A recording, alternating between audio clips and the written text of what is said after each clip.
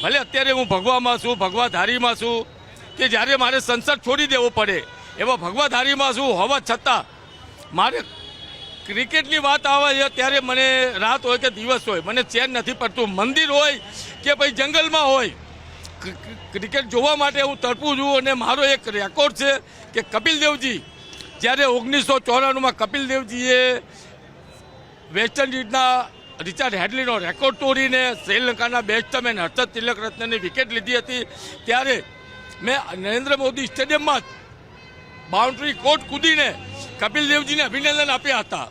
અને તેની પાછળ સરકારી ધોરણે મને કાયદા કાનૂનમાં મને 1 મહિનાની સજા પણ હું કાપેલો માણસ છું.